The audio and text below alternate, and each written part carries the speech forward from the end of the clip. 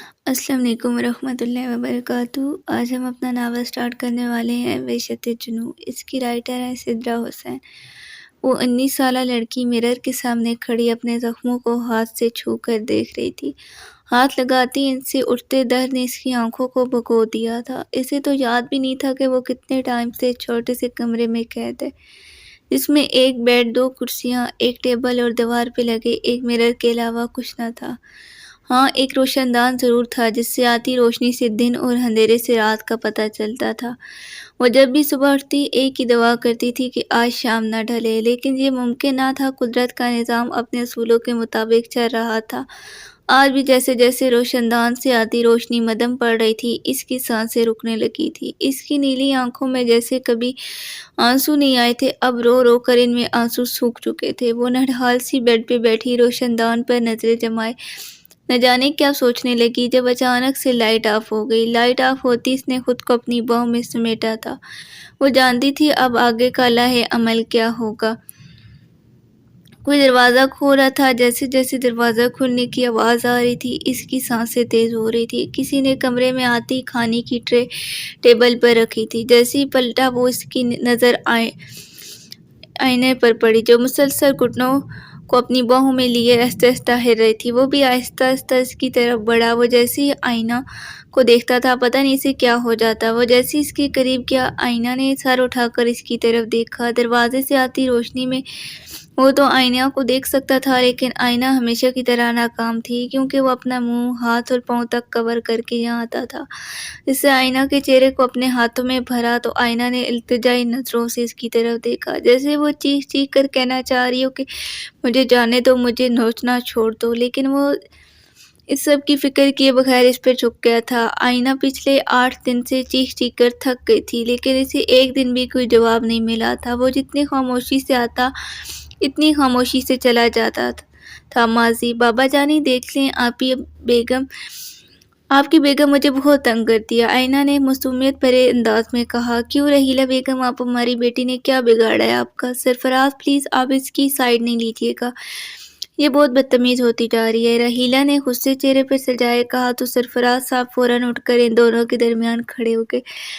پہلے مجھے وجہ بتائی جائے کیوں میری بیٹی کو ٹارچر کیا جا رہا ہے؟ یہ ساتھ والوں کے سارے پودے کاٹ آئی ہے، اس سے پوچھیں۔ پہلے انہوں نے کی تھی ماما جانی، آئینہ نے فوراً پیچھے سے کہا تو رحیلہ بیگم ماتھے پہ ہاتھ رکھ کے پاس پڑے صوفے پر بیٹھ گئی۔ یہ لڑکی کسی دن بہت بڑا مسئلہ کھڑا کر دے گی، سرفراز صاحب یہ مجھ سے لکھوا لیں۔ کیا ہو گیا رحیلہ؟ وہ بول تو رہی ہے پہل انہوں نے کی ہے، سرفراز صاحب نے آئینہ کی طرف دیکھ کر مسکراتے ہوئے رحیلہ کو کہا تھا تو وہ پھر سے کھڑی ہو گئی۔ کیسی پہل؟ 5 سال کا بچہ ہے چھوٹا سا، جو اس بیچارے کا فٹ بال ہمارے لاؤن میں آیا تو ایک گملہ ٹوٹ گیا، اور یہ ایک گملہ سیریسلی مما ایک گملہ؟ آئینہ اپنی ماں کی بات مکمل ہونے سے پہلے میدان میں۔ بابا وہ میری جان تھا، میرے دن رات پسینے کی کمائی تھا بابا، میں نے اس بچوں کی طرح۔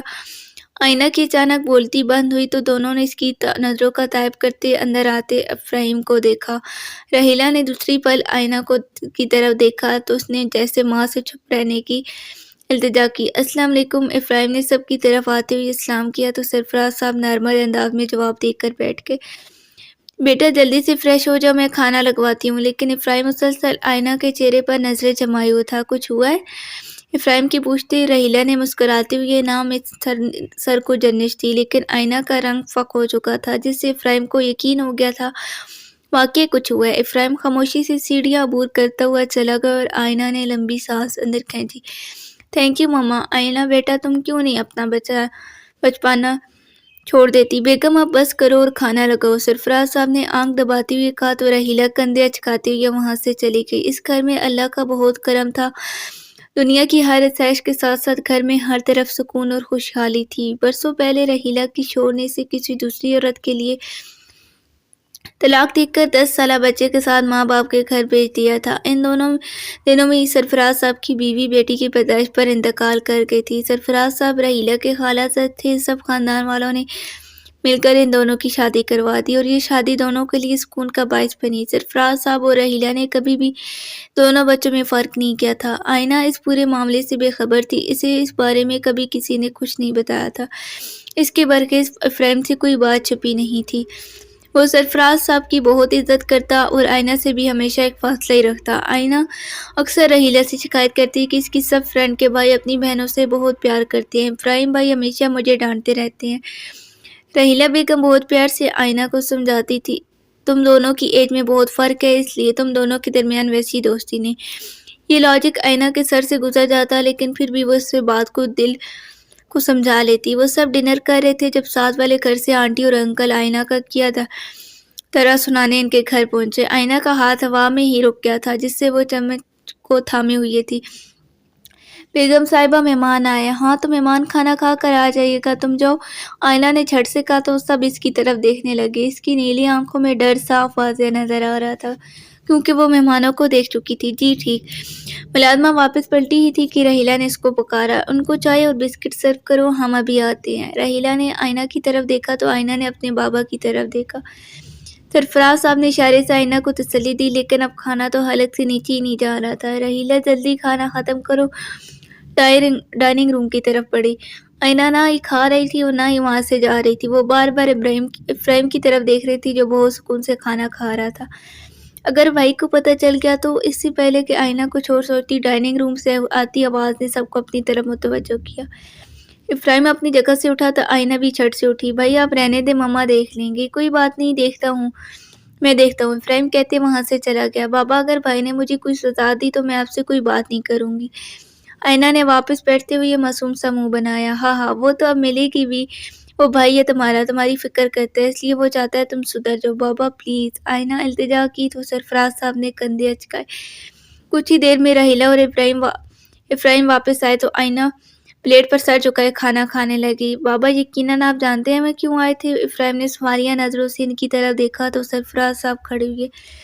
ہاں وہ آئینہ کی وجہ سے آئے تھے، میں بہت تھک گیا ہوں، اب یہ تم دونوں کا معاملہ ہے، سرفراز کہتے ہوئے وہاں سے چلے گئے تو آئینہ نے جاتے ہوئے باپ کی طرف دیکھا۔ یہ کیا حرکت تھی آئینہ؟ بھائی پہل اس نے، مما آپ بتائیں نا کیوں ان کے پلانٹس مما کاٹ کر آئی ہیں، جو مما بتائیں۔ افرایم اس کے قریب آتی ہوئی غصے سے بولا تھا۔ آئینہ کھڑی ہو گئی۔ تم ایسے نہیں باز ہوگی، اب 1 مہینے کے لیے تمہاری پاکٹ منی بند، وہی پیسے میں ان کو دوں گا تاکہ آئندہ تم اس طرح کے کام کرنے سے پہلے 1000 بار سوچو۔ لیکن بھائی اب اور کچھ نہیں۔ افرایم آئینہ کی سنے بغیر چلا گیا تو آئینہ نے رحیلہ کی طرف دیکھا۔ ادھر آؤ، رحیلہ نے بازو پھیلائے تو آئینہ فوراً ان کے گلے آ لگی۔ فکر مت کرو، میں ہوں نا، لیکن ماما بھائی ہمیشہ ایسے ہی کرتے ہیں میرے ساتھ۔ ہاں اور تمہارے اپنے بارے میں کیا خیال ہے؟ رحیلہ نے مسکراتے ہوئے کہا تو آئینہ نے منہ بنایا۔ آپ کیوں روم میں آ گئے تھے؟ رحیلہ نے کمرے میں آتی سرفراز سے پوچھا۔ تم جانتی ہو رحیلہ، میں چاہتا ہوں آئینہ اپنے بڑے بھائی کے سائے میں خود کو محفوظ سمجھے۔ جیسے جیسے ٹائم گزرے گا وہ جان جائے گی کہ افرایم اس کی بہتری کے لیے اسے ڈانٹا تھا، اور اس طرح شاید افرایم کی جھجک بھی ختم ہو جائے گی۔ مجھے آپ کی باتیں بالکل سمجھ نہیں آتی۔ حال وہ جا چکا تھا لیکن آئینہ ابھی بھی اسی جگہ لیٹی تھی۔ اس کے جاتے ہی لائٹ آن ہو چکی تھی، لیکن آئینہ نے آنکھیں نہیں کھولی تھی۔ اس کا دماغ اب کچھ بھی سوچنے سمجھنے سے قاصر تھا۔ کھانا وہیں پڑا ٹھنڈا ہو چکا تھا۔ اٹھو رحیلہ، میڈیسن کھا لو۔ تم کیوں نہیں میڈیسن ٹائم پہ میڈیسن کھاتی ہو؟ مجھے میڈیسن کی ضرورت نہیں ہے سرفراز، یہ آپ بھی جانتے ہیں۔ پلیز میری آئینہ کو ڈھونڈ لائے ورنہ میں مر جاؤں گی۔ کیسی باتیں کر رہی ہیں مما؟ افرایم نے کمرے میں آتی رحیلہ سے کہا۔ افرایم تم پھر نہیں لائے آئینہ کو؟ رحیلہ اٹھتی نظریں گھماتے ہوئے پوچھنے لگی۔ مما پلیز اپنی پوری کوشش کر رہی ہے، پلیز آپ پریشان نہیں ہو، وہ مل جائے گی۔ کیسے ملے گی؟ آج 10 دن ہو گیا میری بچی کو غائب ہوئی، کیا ہوا، کہاں گئی، کون لے گیا، کچھ پتہ نہیں، کس سال میں ہوگی میری بچی؟ رحیلہ روتی روتی بے ہوش ہو گئی تو افرایم فوراً ڈاکٹر کو کال ملانے لگا۔ اب پریشانی ہو بابا، سب ٹھیک ہو جائے گا۔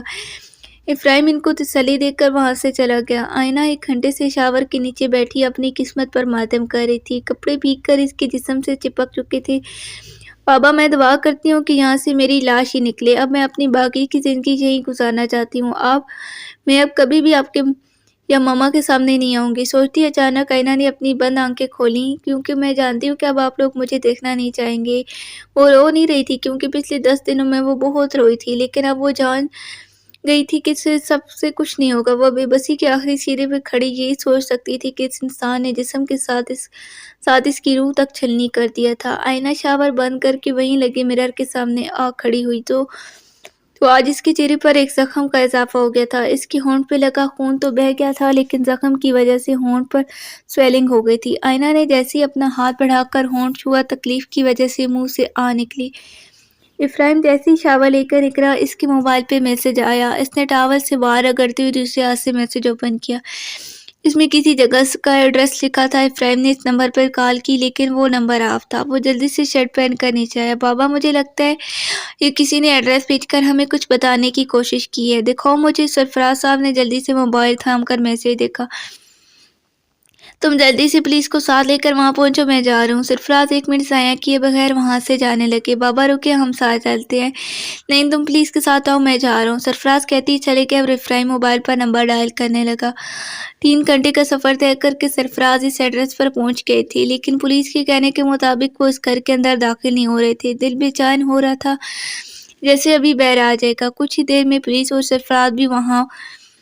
इफ्राहिम भी वहाँ पहुँचे तो सरफराज साहब जल्दी से घर की तरफ बढ़े। ठहरे सरफराज साहब, इतनी जल्दबाजी मत करें। पुलिस वाला आगे बढ़ा तो सरफराज साहब का हाथ हवा में ही रुक गया, जिसको इन्होंने दरवाज़ा खोलने के लिए बढ़ाया था। पुलिस वाले ने अपनी जेब से रुमाल निकाला तो दरवाज़ा खोलने लगा। जारी जैसे ही पुलिस घर के अंदर दाखिल हुई, सरफराज और इफ्राहिम भी इनके पीछे पीछे चलने लगे। वो एक दरवाज़ा खोल देखने लगे। जैसे जैसे रूम खुलते जा रहे थे, सरफराज साहब की उम्मीद टूटती जा रही थी। माजी, बेटा ठीक से खाना खाओ। आईना, मम्मा मैं लेट हो गई हूँ। तो मेरी जान, इंसानों की तरह जल्दी सोया करो, सुबह जल्दी उठा करो। सारी रात उल्लू की तरह जागती हो, फिर कॉलेज के लिए लेट हो जाती हो। मम्मा प्लीज़, ड्राइवर अंकल को बोल दें गाड़ी बाहर निकाले। चलो मैं छोड़ देता हूँ। इफ्राहिम हाल में आती ही बोला तो आईना का मुंह खुला ही रह गया।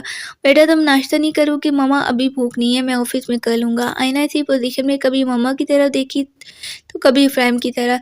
चलो भी लड़की, कुछ देर पहले तो तुम बहुत देर हो रही थी। चलो आईना। इफ्राहिम ने इसकी तरफ देखे बगैर कहा और बैग की तरफ रवाना हुआ। मम्मा मैं नहीं जा रही भाई के साथ। आईना ने मुंह बसोरते हुए कहा, क्यों मेरी जान? रहीला ने आईना के माथे पर प्यार करते हुए कहा, मैं नाराज़ हूँ भाई से, आप सब जानती हैं। फिर भी आईना, जानती हूँ ना, भाई को इंतज़ार करना पसंद नहीं। जाओ जल्दी, वरना वो गुस्सा करेगा। रहीला ने बहुत प्यार से आईना को कहा, लेकिन आईना गुस्से से पाँव पटकती हुई साथ वाली कुर्सी से बैग पकड़े वहाँ से चली गई। इसका रवैया देख के रहीला मुस्करा दी। आईना जैसे ही गाड़ी में आ बैठी, इफ्राहिम ने गाड़ी स्टार्ट कर दी। इतना टाइम क्यों लगाया? इफ्राहिम ने इसकी तरफ देखे बगैर संजीदगी से पूछा तो आईना ने फौरन अपने नाखन दांतों में लिया। आईना, इफ्राहिम की पुकारती ही आईना ने झट से बात वापस गोद में रखा। क्या तुम नाश्ता किए बगैर आई हो जो नाखनों को शामत आई हुई है? आगे अब नहीं भाई, वो मम्मा कह रही थी अपना नाश्ता ख़त्म करो फिर जाना, इसलिए लेट हो गई हूँ। मैं तो भूल ही गया था। आईना मम्मा की कोई बात नहीं डालती। आईना जानती थी इफ्राहिम ये बात किस सेंस में कह रहा है। वो शर्मिंदा सी हुई और गाड़ी से बाहर देखने लगी। मैं तुम्हें खुद ही पिक कर लूँगा कॉलेज से, ड्राइवर को कॉल करने की ज़रूरत नहीं। इफ्राहिम ने गाड़ी को ब्रेक लगाती ही कहा। इसने एक बार भी आईना की तरफ नहीं देखा था। जी भाई। आईना अल्लाह का शुक्र अदा करती झट से गाड़ी का दरवाज़ा खोले बाहर निकली। इफ्राहिम आईना को जाता हुआ दिखता रहा जब तक वो कॉलेज के अंदर नहीं चली गई। वो कॉलेज में एंटर होती अपने बैग से मोबाइल निकालने लगी, जिस पर काफ़ी टाइम से कॉल्स पे कॉल्स आ रही थी, लेकिन इफ्राहिम के सामने को कॉल अटेंड नहीं करना चाहती थी, क्योंकि वो जानती थी इस वक्त इसे कौन कॉल कर सकता है। तुम सबर नहीं कर सकते थे? आईना ने सलाम के फ़ौरन बाद ये जुमला अदा किया तो मुकाबले का ज़ोरदार कहका लगाया। तुम हंस रहे हो या मेरी जान पे बनी हुई थी? वो तो अल्लाह का शुक्र है बेल ऑफ होने की वजह से भाई को पता नहीं चला। मतलब मेरा अंदाज़ा बिल्कुल ठीक था कि आईना आज अपने खड़ूस भाई के साथ कॉलेज जा रही है। हुसैन प्लीज़, मैंने कितनी बार तुम्हें कहा है मेरे भाई के बारे में ऐसे अल्फाज मत इस्तेमाल किया करो। आईना ने गुस्से का इज़हार करते हुए कहा, ओके यार, नाराज़ तो मत हो। खुद तुम इतने कसीदे पढ़ती हो, अगर थोड़ा सा हिस्सा मैंने भी डाल लिया तो क्यों? वो तो मेरे भाई हैं। मैं अपने भाई से बहुत प्यार करती हूँ, इसलिए मैं कुछ भी कहूँ, लेकिन तुमने आइंदा कुछ ऐसा कहा तो मैं पक्का वाला नाराज़ हो जाऊँगी। अच्छा बाबा, बात तो सुन लो, जिसके लिए मैं इतना काल्स कर रहा था। हाँ जल्दी बोलो, मेरी क्लास भी स्टार्ट होने वाली है। आज मैं मम्मा के साथ आऊँगा शाम में, इसमें कौन सी नई बात है? पहले पूरी बात सुन लिया करो आईना। हुसैन ने नाराज़ होते हुए कहा तो आईना मुस्कुराती, यार बोलो भी, तुम आज ब्लैक कलर का सूट पहनना क्यों? आईना ने ढेरों मासूमियत चेहरे पे सजाए पूछा। इसलिए कि मैं कह रहा हूँ। आई समझ या और तरीके से समझाओ? गुस्सा क्यों दिखा रहे हो? ये बात प्यार से भी कह सकते थे। प्यार से तुम्हें समझ कहाँ आती है आईना? एक छोटी सी इल्तिजा की है, इस पर भी सवाल ना तुम बैर मिलने पे राज़ी होती हो ना घर पर। मुझे तो लगता है मैं अपनी छोटी-छोटी ख्वाहिशातें में लिए मर जाऊँगा, तो मर जाओ फिर और आइंदा मुझे कॉल मत करना। आईना ने गुस्से से कॉल कट की तो हुसैन भी मुस्कुराता हुआ यूं ही जाने की तैयारी करने लगा। हाँ, ये दरवाज़ा क्यों नहीं खुल रहा? पुलिस वाला कब से दरवाज़ा खोलने की कोशिश कर रहा था लेकिन वो लॉक होने की वजह से नहीं खुल रहा था। आप लोग ये दरवाज़ा तोड़ क्यों नहीं देते? सरफराज साहब ने तेज़ी से धड़कते दिल के साथ कहा तो पुलिस वाले दरवाजे को तोड़ने लगे। जैसे ही दरवाज़ा खुला पुलिस के साथ सरफराज और इब्राहिम भी इस कमरे में दाखिल हुए। लेकिन इन्हें अगले ही लम्हे ने हैरत ने आँख घेरा। यहाँ तो कोई नहीं है सर, एक पुलिस वाले ने दूसरे से कहा तो उसने वॉशरूम की तरफ इशारा किया। जी सर, वो पुलिस वाला बात समझते वॉशरूम का दरवाज़ा नॉक करने लगा लेकिन इसका कोई फ़ायदा होता नज़र नहीं आया। इसे भी तोड़ दो। जैसे ही पुलिस वाले ने तेज़ आवाज़ में कहा इस दरवाजे का लॉक घुमाया। आने वाले लम्हे के बारे में शायद किसी ने नहीं सोचा था। वहाँ खड़ा हर शख्स आईना की तरफ देख शॉकित था। वो जैसे ही दरवाज़ा खोला 2 कदम बहर आई। इसका हुलिया इसकी आप बीती बयान कर रहा था। बिखरे बाल, फटे कपड़े जो उसने 10 दिनों से नहीं पहन रखे थे, मुँह और गर्दन पर ज़ख्मों के निशान। वो आँखें झुकाए 2 कदम और बहर आ खड़ी हुई। आईना सरफराज के मुँह से अपना नाम सुने इसने सर ऊपर उठाते हुए सामने देखा तो जैसे इसका दिमाग घूमने लगा। सामने खड़े पुलिस वाले सरफराज और इब्राहिम इसे ही देख रहे थे। एक पल नहीं लगा था आईना को ज़मीन बोस होने में। मेरी बच्ची, सरफराज ने फ़ौरन आगे बढ़कर बेडशीट खींची आईना पे डाली और इसे पुकारती हुई उसका मुँह थपथपाने लगे। बाबा मैं अभी एम्बुलेंस का अरेंज करता हूँ, उसकी तबीयत बिल्कुल ठीक नहीं लग रही। इब्राहिम कहते मोबाइल पे नज़रें जमाए वहाँ से निकला। सरफराज हौसला रखे सब ठीक हो जाएगा। अब तो आपको और भी हिम्मत से काम लेना होगा। पुलिस वाले ने सरफराज साहब के कंधे पे हाथ रखे। इन्हें तसल्ली देनी चाहिए लेकिन अज़ियत भरे इस लम्हे में तसल्ली जैसे लफ्ज़ की कोई अहमियत नहीं थी। हम इंसान कभी भी दूसरे की तकलीफ़ का अंदाज़ा नहीं लगा सकते जब तक हम इन लम्हात का एहसास से खुद को ना गुज़ार लें। थोड़ी देर में सरफराज साहब सबके हमवार आईना को लिए अस्पताल पहुँचे। इब्राहिम बेटा अपनी माँ को अभी कुछ मत बताना। लेकिन बाबा प्लीज़ मेरे बच्चे अभी कुछ मत बताना, इससे वो आईना को इस हालत में देख के मर जाएगी। जी बाबा आप परेशानी हूँ, मैं मम्मा को कुछ नहीं बताऊँगा जब तक आप नहीं चाहेंगे। आईना पेशेंट के साथ कौन है? जैसी नर्स पैर आकर पूछने लगी सरफराज जल्दी से आगे बढ़ी। जी मैं हूँ इसका फादर, आपको डॉक्टर अहमद बुला रहे हैं। बाबा मैं जाऊँ? इब्राहिम ने जल्दी से पूछा तो सरफराज साहब ने थके हुए चेहरे से इब्राहिम की तरफ देखा। चलो बेटा मैं भी चलता हूँ तुम्हारे साथ। वो दोनों रवाना हुई और नर्स वापस रूम में चली गई। देखिए आपकी कोई छोटी उम्मीद नहीं दिलाना चाहता लेकिन आप इसके फादर हैं तो आपका जानना बहुत ज़रूरी है। आपका नेम डॉक्टर कुछ कहते कहते रुका। सरफराज साहब से मुखातिब हुआ।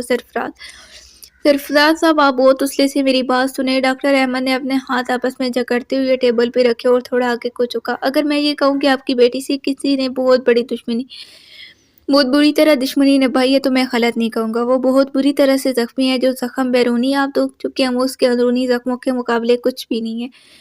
सरफराज साहब की आंखों में नमी उतरी तो इब्राहिम ने इनके कंधे पे हाथ रखा जिसको सरफराज साहब थाम चुके थे। अब सबसे बुरी खबर यह है कि इसका नर्वस ब्रेकडाउन हुआ है और इसके बचने के चांसेस बहुत कम नज़र आ रहे हैं। लेकिन हम अपनी पूरी कोशिश कर रहे हैं कि हम आईना को किसी और अस्पताल में शिफ्ट कर सकते हैं। क्या हम इसे बैर ले जा सकते हैं? इब्राहिम के सवालात सुने डॉक्टर अहमद ने अपने गिलासेस उतारे टेबल पे रखे।